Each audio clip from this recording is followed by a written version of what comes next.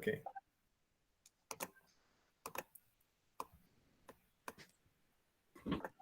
Hello, everyone. Welcome to our monthly InfoSec Seminar organized by the Information System Security and Assurance Management Department in Mahalshan School of Management. Today, we are pleased to have Dr. Bonita Best with us to give us an interesting talk about protecting your digitalized life. Dr. Bonita is a academic in which she an active practitioner in the information technology field and an academic. Dr. Best earned a doctorate in business administration and has helped other working adult students with their academic goals as well as professionals with their career goals. She mentored individuals at her alma maters and within the workplace. As a youth, Dr. Best was given a message in her dream. The dream was repetitive, and the message was, you are to help people help themselves. At the time, she didn't understand what it meant. As Dr. Best evolved through life, she learned that this was her mission and she adopted it as her personal mantra. Regardless of where Dr. Best was in life, she helped her clients, friends, students, co-workers, family members, and others who solicited her guidance, insights, and expertise. Helping people was self-gratifying because she enjoyed helping people achieve their goals, overcoming a challenging situation, and seeing the positive outcomes. As an IT professional, Dr. Best has worked in the government, non-profit, financial, IT, healthcare, and professional services industries. Academically, she authored a chapter in a published book and has served as a doctoral committee member. She co-owned a franchise and has owned businesses, which has helped her provide consulting services to new and inspiring entrepreneurs as well as corporations. Dr. Best enjoyed training and recruiting aspiring cybercrime fighters, teaching people how to protect their digital life and improving individuals' digital footprint. Thanks, Bonita, for being with us today, and thank you all for attending this seminar. And please, for those who are attending without Concordia email addresses, please register at the given link in the chat area to receive your attendance certificate. And one final note, please feel free to ask questions during the presentation. Dr. Bonita is happy to answer any questions during her presentation. So over to you, Bonita. Thank you so much for that introduction, and thank you for having me. I really appreciate the opportunity. This aligns exactly with my mantra, which is helping people help themselves. And the topic I thought was very fitting, which is protecting your digital life. And it's more digitized right now more than ever because we are on right now technology and everything is on our devices and also on the internet. So I wanted to just talk about protecting ourselves as we do what we do online. So we're going to talk about human hacking, what that means, an overview of it, and also we're going to talk about the psychology behind it. There's a mind game to go along with it. And then we're going to talk about how to minimize those risks, learn what the internet says about you. And then I am with like with anything else, I am going to advocate becoming a cyber crime fighter like me. So I'll push on. So human hacking, and which is actually social engineering, and I gave you a definition, and essentially it is a way to manipulate people to do what you want them to do. You befriend a person and or you pretend to be something that you're not to have them take an action. And whatever that action is to benefit me or benefit the hacker. So that's essentially what is social engineering. This is why I call it human hacking. Taking human hacking, and just as I've described it, is a manipulation. And what gets manipulated, you know, you put the puppeteers, they pretending to be something, engaging you in different type of ways. And it could be through, you know, emails. It could be a text message or a robocall, or you hear these things that's happening in the atmosphere, let's say in the news, something urgent is happening, a life-threatening, like natural disasters or something that's critical that's happening, any politics, they try to jump on anything that's going to have your attention. And the reason why is because we are that low-hanging fruit, meaning this will be quick wins. This is a way to get information. What we contain in our minds, as well as we have access to, is important and valuable. So that's why we are that low-hanging fruit, which is why they try to figure out how to manipulate us to get what they want. And those are the type of ways to get to us. And as we have technology, our mobile devices, our laptops and tablets and etc., even some of our, smart enabled technologies that we have in our homes, it's always gathering information so that, one, it allows us to be in a situation where people know that we have information, and information is dollars, is valuable, is usable information. So again, we are being hacked, targeted, social engineered, because we have access. So humans naturally want to help and do the right thing. So we make mistakes, and so we are targeted. So a lot of the numbers here that are mentioned, and I like to use numbers because this is the why I do what I do, why I enjoy as a cybersecurity professional, a trainer. I increase awareness. I help organizations and people not fall victim to cyber crimes. This is something that I do. Yes, I get paid to do things like this, but it goes with a lot of, for me, I like to be able to give people information so that they can help themselves. It goes along with my mantra. So with numbers, this shows you the value of increasing awareness and also areas of opportunity for each of us to do better and to be mindful. And with that, that is through education. So we do contribute to data breaches. I know in the US, there was the Equifax data breach because something was left undone. A backdoor was created and, they were able to penetrate. Again, it's not so much of the technology, it is the people behind the technology. So we make mistakes. We're here to, to increase awareness. And that's why I enjoy what I do. Breaches, again, sometimes start off with some type of engagements. This is social engineering. It could be a phish. It could be a text message. It can be a phone call that we receive. And we may be engaged, not with the people that we think we're engaging, even friends and family. People get compromised.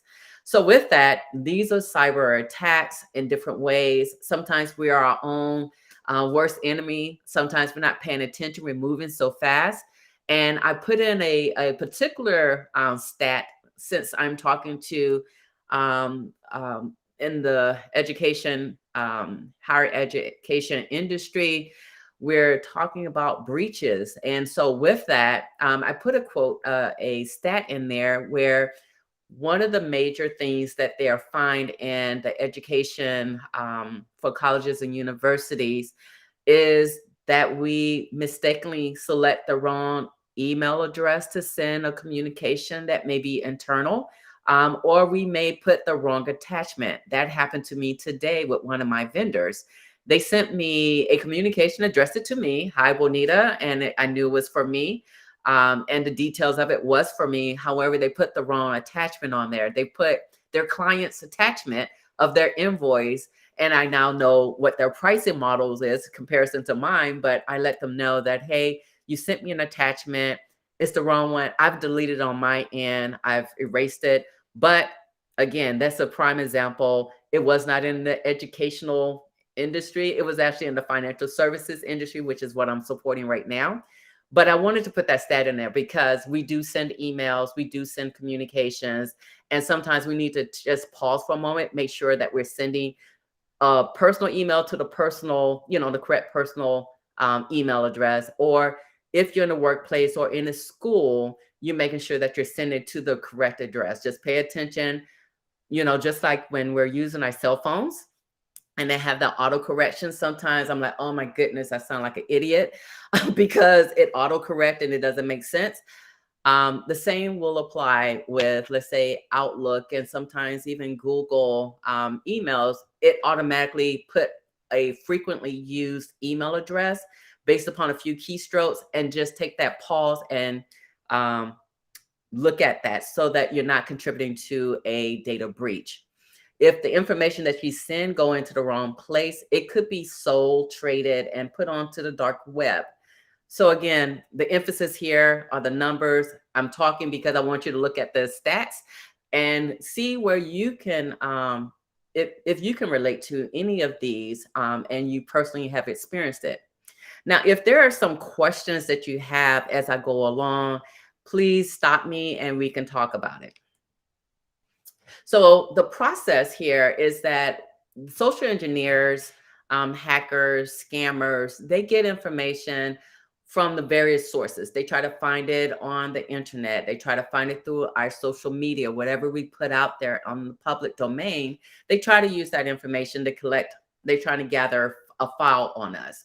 From there, they try to monitor us. They, sometimes they may engage us. You get a friend request, or on LinkedIn, they may want to network with you to see more about you, where you've worked, who has supported you, who are your friends, who you're associated with, and try to package that up into a nice little folder so that they can take that information and do havoc. So what they do is take it, they send, create, you can buy phishing kits. You can create phishing kits. That's what I do. I create phishing campaigns and target various audiences. Sometimes it's targeted to a department or certain users, or I go after an entire organization. I am an ethical hacker. I am ethical in my tactics because I'm using these tactics to increase awareness. I provide a test, and which is phishing campaigns. I send a phishing campaign and I wait for the results. That's what hackers do. Attacker will send an email based upon information they gain. It gets through our firewall. That's why we can't depend on technology to block and protect everything, because technology is always evolving. It has software that may have vulnerabilities. Things are always changing, and scammers and hackers are keeping abreast of what's going on. So they send the email, it gets through our firewall, it makes it to the user, and the user has to make a decision. Do I take action or not? This is where, if you're in school and they have educational increased awareness type of courses, or they do phishing campaigns to maybe faculty and personnel, participate. They want you to report. They don't want you to click, but if you do click, they still want you to report, because that can stop a compromise, a bigger situation. So let's say you fall victim, you become susceptible, and you release some information. That information is given back to the hacker, and then they do other things with it. Sometimes it could be set it up for the next bigger phishing campaign, or it could be very targeted, very aggressive, or it could be a setup for something else. Sometimes if they release it, depends on the value of the information that they've gained. Sometimes they sell that stuff. They sell it to other scammers, to other entities, so that they can build a case and come after you further. So right now I'm going to pause to see if there's any questions in the chat. I'm looking on my phone. I don't see any. But if anyone has any questions as I push on, please stop me and ask me questions. So we gather the information, they research, they pretend sometimes to be someone that familiar, knowing that you will engage that person, you will let down your guards so that you can communicate. Let's say it's the dean of the university saying that you forgot something and they need some information. You have to sit up here and, say, is that really, would the dean contact me, the student? Really? Okay, take those steps, think about it, be logical. If that engagement has never happened, question it. If you was not expecting it, question it. Question it, not so much of responding, because sometimes responding back to a attacker could indicate that the mailbox is active. And so now you put yourself back into another queue to say, this is an active email, so now I'm going to pursue you further. Anyway, so gather information, pursue the person, pretending to be something that they're not, so that they can get information that they're seeking or gain access to something that they're looking to gain access to. So that is the end-to-end process. Now, you may have heard me make reference or seen on my slides where it says phishing versus phishing or spear phishing. This is the distinction between the two. Phishing is very generic. It's very, kind of a whole bunch of people can get the email, seeing who's going to fall victim. It's just like throwing if you go fishing, think about fishing with the FISN. When you're in and you're fishing, you're throwing that rod out into the sea. That's what just a regular fish is. Fishing, they're throwing their bait out there to see who's going to click. Will they get, a whole bunch of people to fall victim, or will they get just that one person to fall victim? That would distinguish if it's successful or not.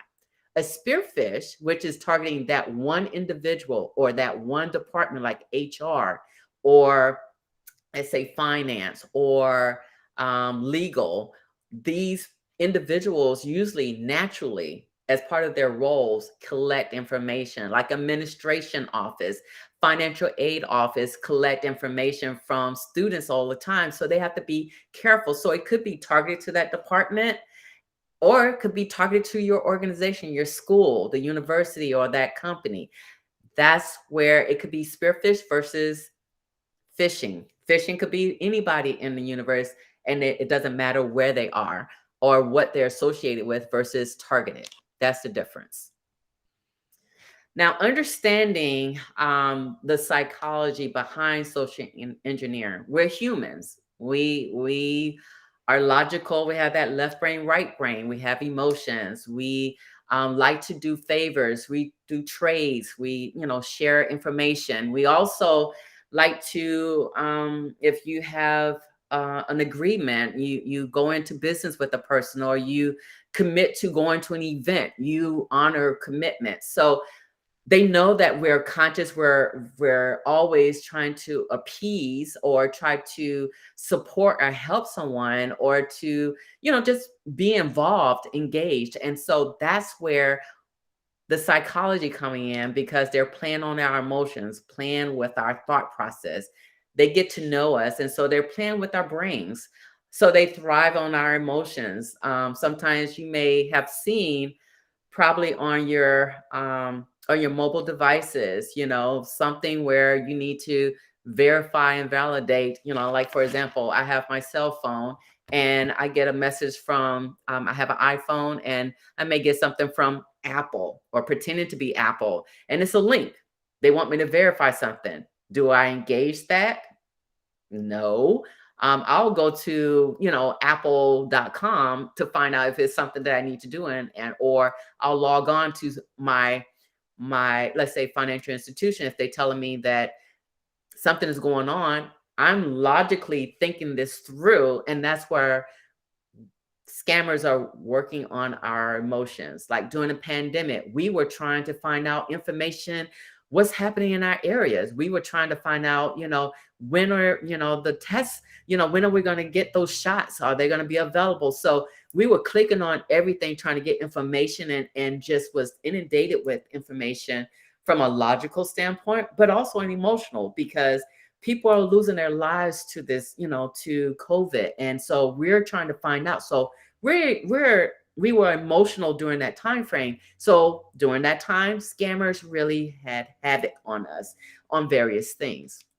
So this is the psychology behind it. They're playing on our emotions to see what make us triggers, to see if they can, remove the logic from our thought process and our reaction to things. So we react to, greed.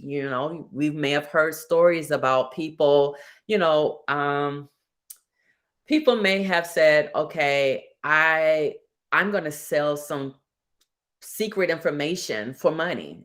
We have spies that's within the governments across across the globe. And they sell our trade secrets because of profit. So it's greed. Sometimes they tell you to react to something quickly. And I'm going to give you some examples of that. Curiosity. You're curious about finding more information about like what's going on with COVID. Do we need to return to work? Do we have to physically come in or not? So we're curious. We're always looking. Or fear. Oh my goodness, somebody's compromised my information and they want me to pay in Bitcoins. They compromised my computer. They're going to share my information. They're going to threaten me or lose my job because of information. So they play on our emotions to have us not think, react based upon emotions. So this is an example. I wanted to use a university, and this was a real university situation where there was a reminder in bold red, and you see it catches your attention. Okay, now, I need to read. Your pulse, trying to see what it is. And then you see the generic greeting. It's sample data versus your name. Hi, Bonita. There's a link in there. You don't know where it's taking you. There's several links. And then, of course, they're threatening your financial aid. You're trying to go to school. You need that financial aid. And so you have to do your paperwork. So they want you to react. And someone did fall victim to this particular one. So this is a great example to show, yes, they know your process. They know that it's around that time for people to go to school, apply for financial aid. They time it just right. They have a customized email. They put the logo on there to get your attention to make it look like they are who they are, but they're not. Here's another one, Facebook. This was an app. You see the third-party app. It's not directly Facebook. It would take you somewhere else. And so that somewhere else could be the hacker's domain, and you're just entering your password, you're entering in all your information, and boom, you don't go to Facebook. They got your information. So be very careful, be mindful. And that's why I teach people to be cyber smart, cyber aware, and also think before you click. This is another one that came through. This was something that probably really came through specifically around the pandemic. As you can see, it is a 2020. Yes, this was the pandemic. So we were streaming stuff and people's accounts probably was, potentially being compromised or trying to be compromised to get your credit card information. If you clicked on that link, it would have taken you to a point where you have to enter in your new credit card. You don't know it's going to Netflix, is going to that scammer. So be very mindful and careful on what is presented to you in the various formats on your computers, your phones, tablets, and beyond. This is where I love to help people help themselves by being cyber aware and being smart. If you follow your gut, if you have that little second thought like, you're right. Don't make, you pause for that moment. Get in tune with your feelings and emotions, your instincts. Follow your gut, and that will not betray you. Don't second guess yourself because you may kick yourself later. Think before you click, and etc. So I'm going to take you into how to minimize this. When you're getting that email, I want you to think about, do you know that sender? Does that email look legitimate? Sometimes the friendly name, Bonita Best, and my sending email, let's say if it's supposed to be in bonitabest.com and it's something else, you can see where it's going, that domain name, but seeing if the email is legit. Is it something that you communicated with, a person you communicated with? Hover over to see where that link would take you, to see the breakdown of, is it a subfolder? Is, what's in that domain name that looks real or not? Are you expecting an attachment? Sometimes somebody say, hey, see attached. what is this about? So if you didn't have a conversation with a person and you're not sure, pick up the phone and call them, figure out if this is real or not. Don't be pressured. Don't get emotional when you're processing your emails. So pay attention to the guy on the left. He is showing you, pay attention to those flags. Know your flags. And so your friends may be mimicking. Your friends could be, emails could have been compromised. You may not be communicating with your friends. If the person doesn't communicate the same way as their norm, follow your gut. If it makes you say, make you complicate, then you need to just pause for a moment, pick up the phone, try to find another means or way to contact that person. Like my mother contacted me today and say, did you send me an email saying don't respond to something? And I was like, no, that wasn't me. And so it was actually a scam. And pick up the phone.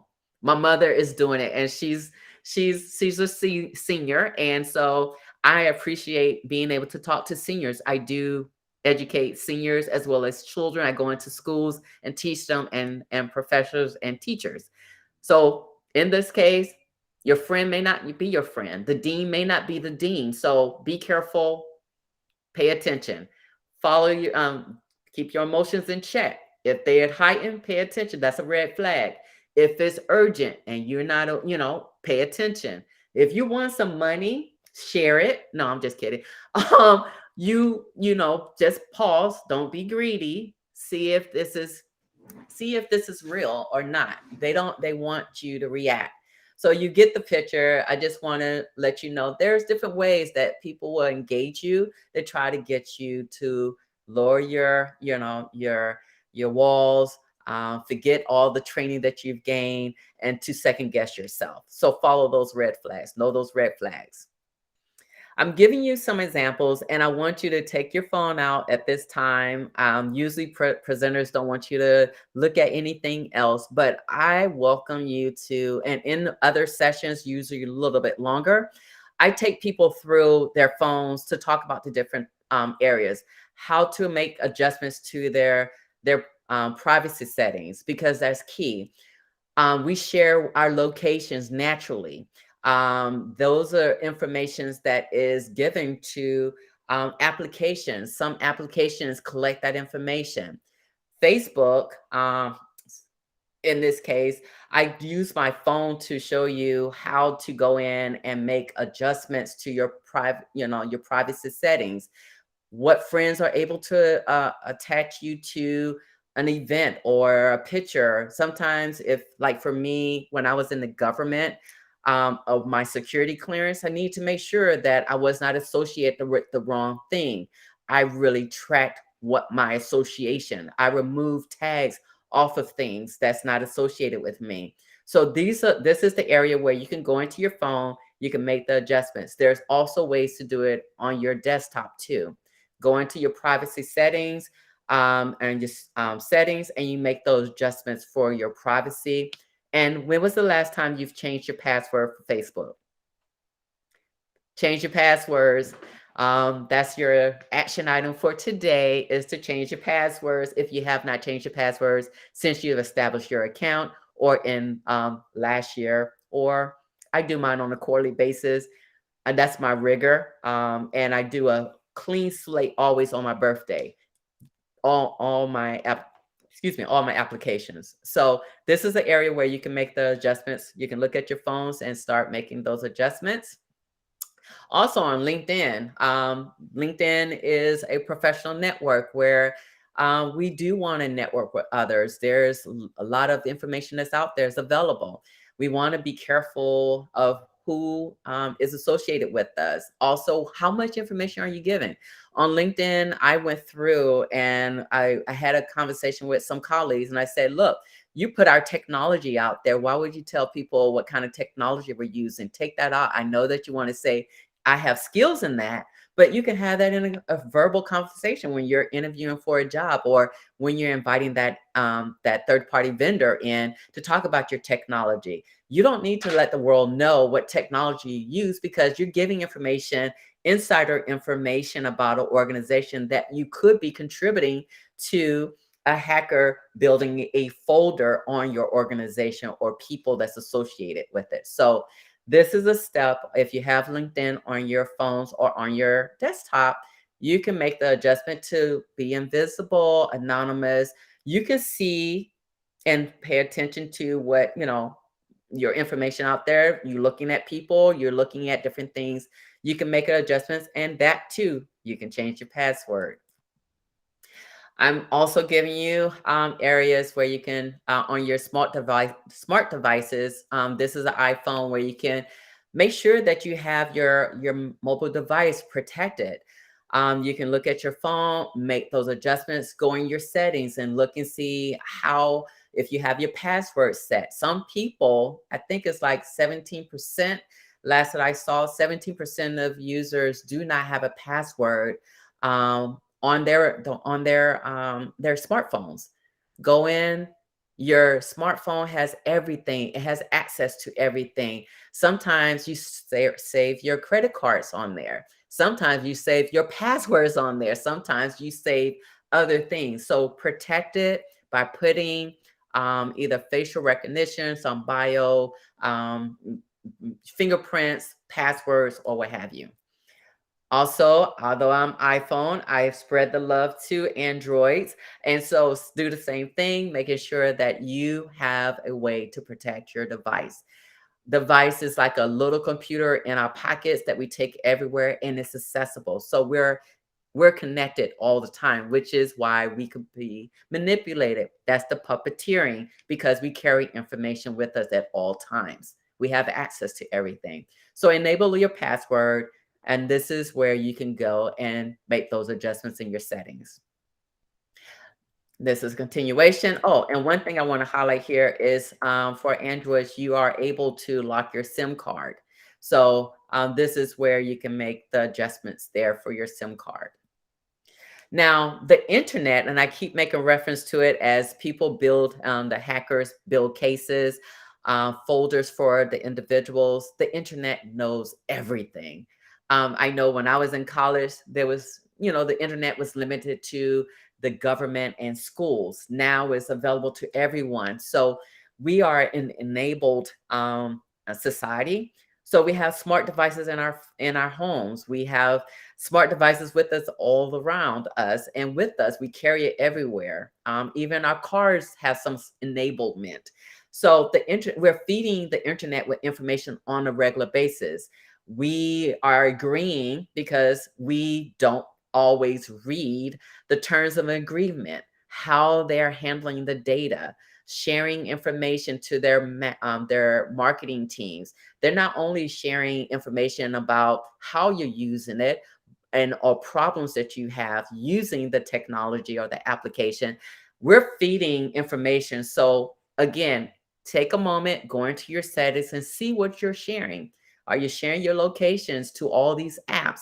Do these apps really need to have access? So again, we are an enabled society now. So we're feeding the internet information. We go onto public Wi-Fi, free Wi-Fi at cafes. I know I sit there a few times, but I tether, meaning I use my smartphone and I create or use the VPN, virtual protocol network, where I'm able to have a secure space where I can get onto the access to the internet, and it's protected all the way from end to end. So when we are using public Wi-Fi, we are potentially at risk. We're operating at risk. And we acknowledge that because we say we want to go online. We press OK to get on connect. And you're saying, OK, I'm OK with you getting access to my information. So just be careful. And I also made number 5, we overshare. On social media, we post where we're going, we post pictures, we tell stories, and etc. We're giving information. So I challenge you today, this was action item number 2. Google yourself, look and see what's out there. This is why I said I want to protect your digitalized life, because there is so much out there on us. It's unbelievable the amount of information that's out there. Put your last name, first name, Choose, and these are just examples. Even put your telephone number out there, your email address, see what pops up, see what happens, and I'm sure you'll be surprised. Is there a way to get a lot of that stuff off of it? Yes, it's a lengthy process. Not too many people go through that process, but if it is something that's negative, there is a way that you have to do the due diligence and follow a process to remove that off of the internet. I cannot believe there's no questions thus far. So, on my last part of this, where I wanted to talk to you, and of course, I'm not making a sales pitch. I just want to engage you and encourage you to be an individual cybercrime fighter, meaning you're protecting your own space, your cyberspace, your homes with your family and friends. When you go to school, you're protecting your school by making sure that you are aware, you are able to identify something that's suspicious and know how to report it. If there's a way to get, if there's interest in furthering your education and becoming a cyber expert, talk to me, because not all the time you don't have to go and get a degree in cybersecurity. You can actually, take some additional courses online, participate in sessions like this, where you can get information or search the internet, Google it and get information. But there's certificates that's out there, there's degrees, and of course, hands-on experience. One of my team members, he was a band instructor, music instructor. He's a cyber professional, and he went and added to his expertise. So he's now able to teach and educate and increase awareness, but he can relate, apply his skills in educating, teaching to, he's even made music to help us increase awareness, because people learn different ways. And sometimes you can have a hook in a song that plays in your mind. You remember certain things. So he is right now, I'm tapping into his other skill that he brought to us, music, to increase awareness. And so he's doing a great job. So there's ways to leverage what you currently have as a know-how, or the knowledge that you have, and apply it to cyber. But being a cybercrime fighter, phishing is not going to stop anytime soon. Actually, that's the number one vector to get information from people. It's successful. You can target organizations. You can target even babies, kids that's having access to the internet. They may download something that they're interested in. So it's not going anywhere. Job security is wonderful. There's over 3 million jobs, unfilled roles right now. But I just want to highlight that just taking a step yourself, protecting your environment, protecting yourself, that will allow you to not get compromised, protecting your privacy. And also, you can share this information with others. That's a way of being a crime fighter, cyber crime fighter, by sharing information, educating others. So it's here to stay. It does not discriminate. This cyber crimes go across all industries, all organizations, even small businesses, entrepreneurs. We are targeted. I'm on as a fashion model. As a model, I was just sharing with Sean, as well, is that I get targeted sometimes by mimicking or pretending to be a photographer. I sometimes get people offer me opportunities, job opportunities. And then even as I have a cleaning business, I am looking at, environments and spaces, because people leave things on their desks, sensitive information. They throw things in the garbage. So shredder is your friend, shred things. But long story short, these are things to help you become a cyber crime fighter. There's things that you can do to stop a lot of the crimes that's happening. So here's some tips and best practices. As you know, like Twitter has a certain amount of characters. I think it's 150 characters or something to that nature. So they do abbreviated URLs.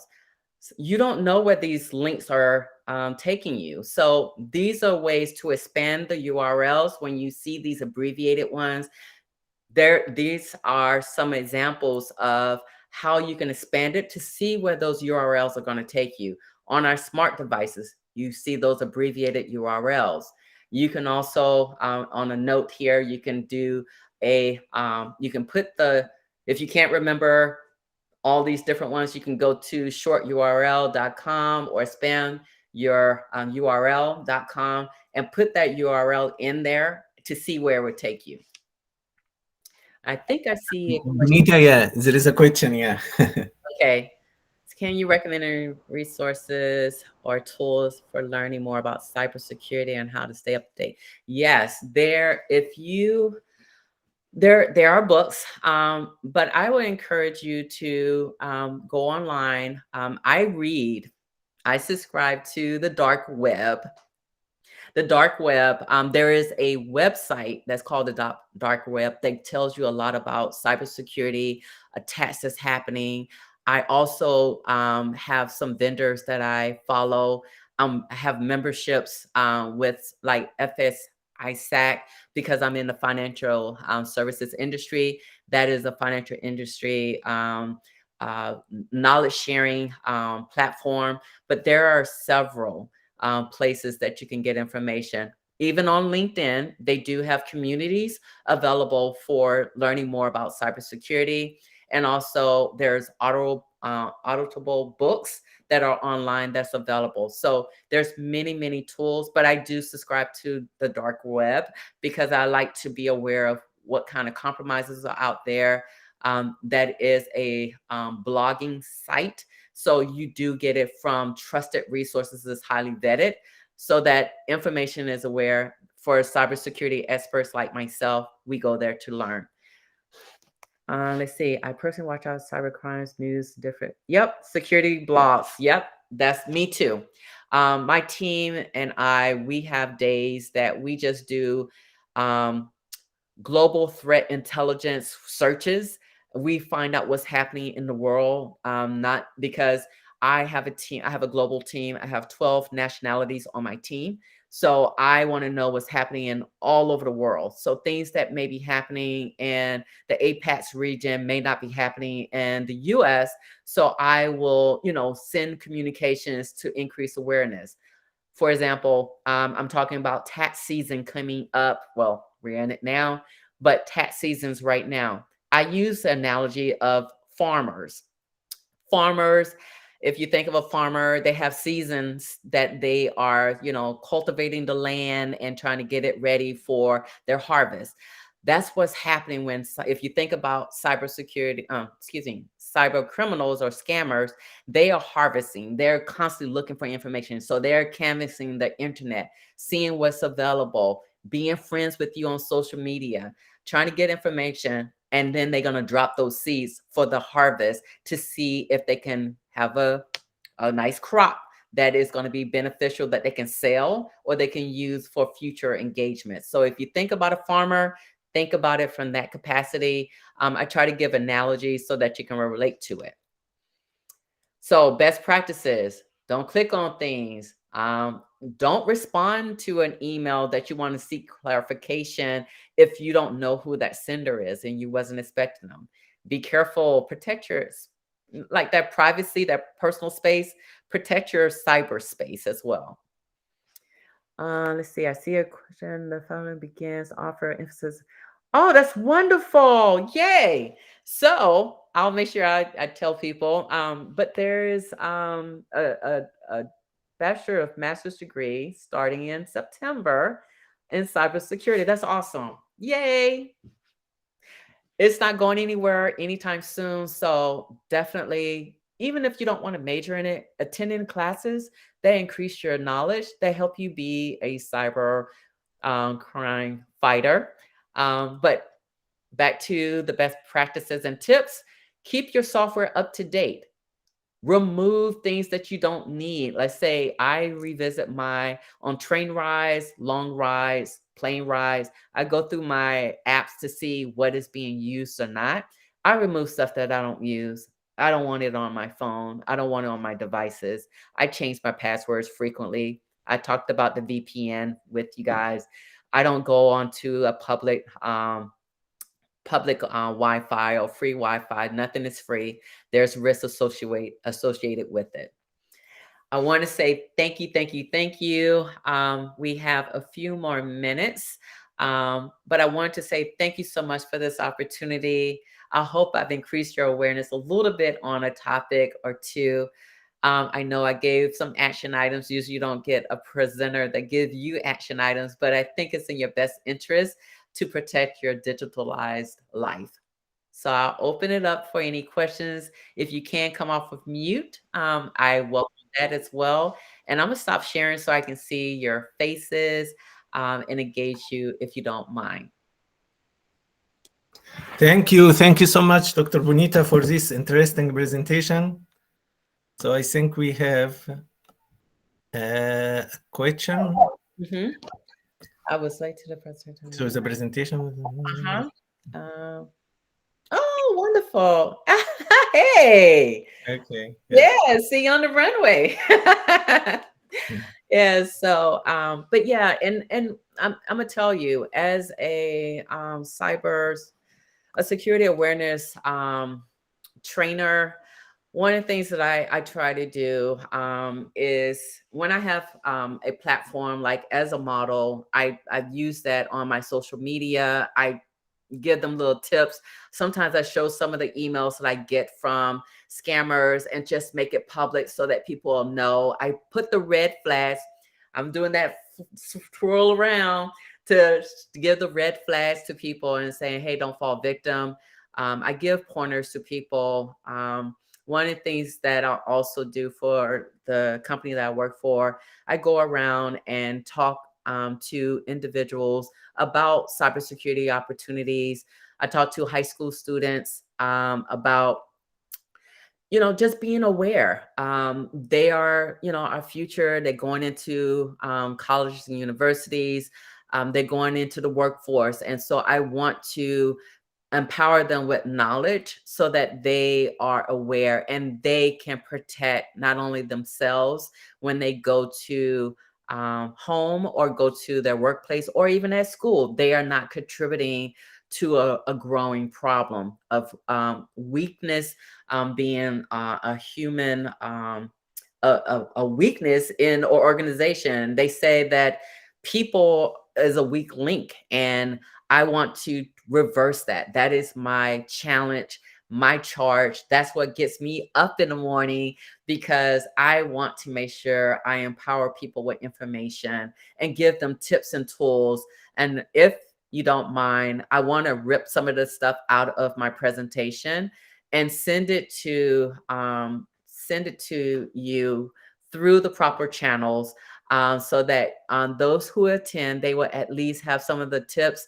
I know some of it was on the screen. I try to talk and let you do screenshots of it or something, but I want to give you a packet so that you can have it and you can share it. And this is my way of being a cyber crime fighter and champion that and empowering you with information so that you can take it home, digest it, and take it to heart. Thank you. Thank you, Bonita. Wow. So we have a question from Umukled. Please go ahead. Thank you, Professor, and thank you, Bonita, for the fantastic presentation. I understand that information security awareness is one way to change users' behavior and the culture, especially in an enterprise environment. Yes. But I also understand that cyber criminals are becoming more targeted, especially recently.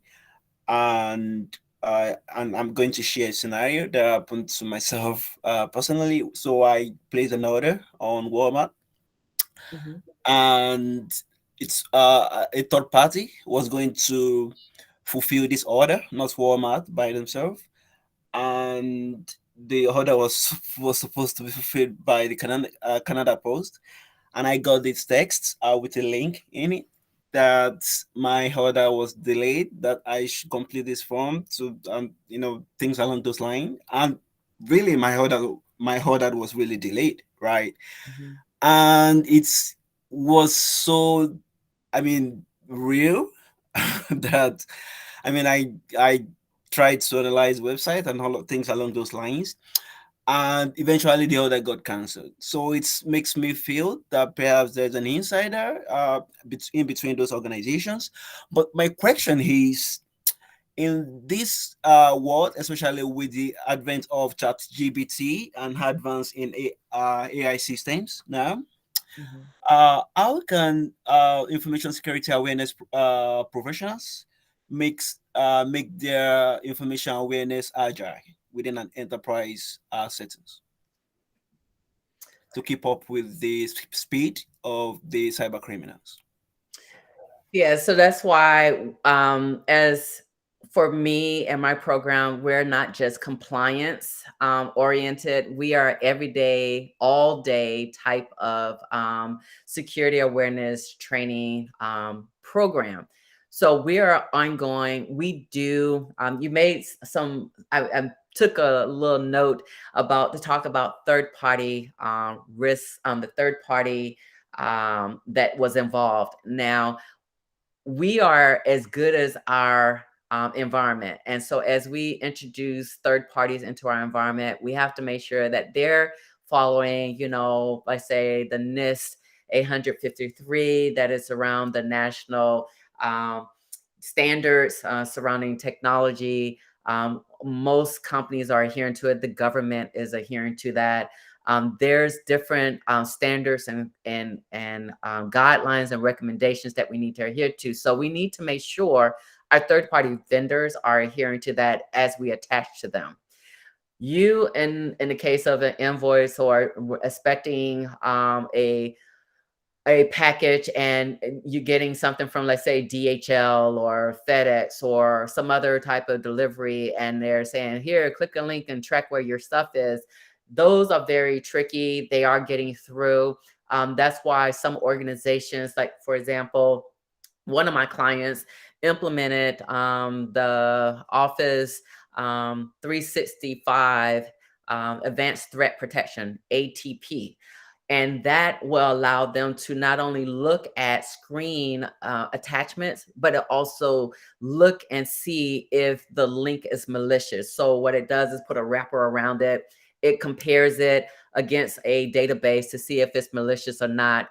If it's not malicious, then it'll allow that package to go, that email to come to you with that link to verify. It's kind of like it's safe, but you still need to do your due diligence. So for that, increasing awareness throughout the entire chain within the organization is key. So your third party vendors need to be aware.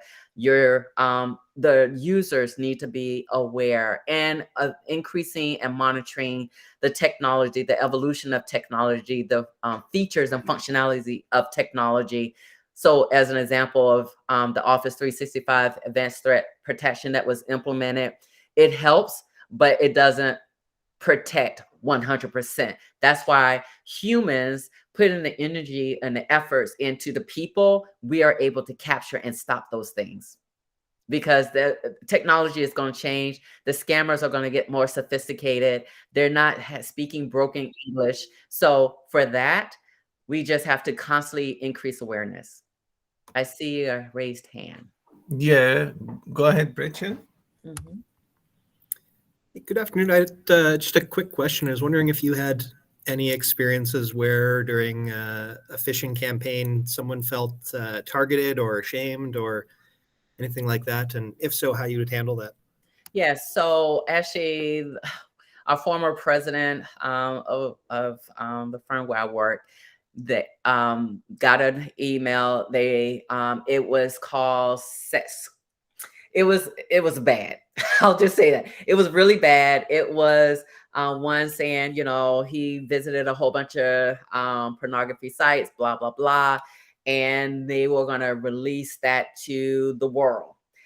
Given the CEO of a very large firm that's global, and he was like, well, he knows from our training that we do not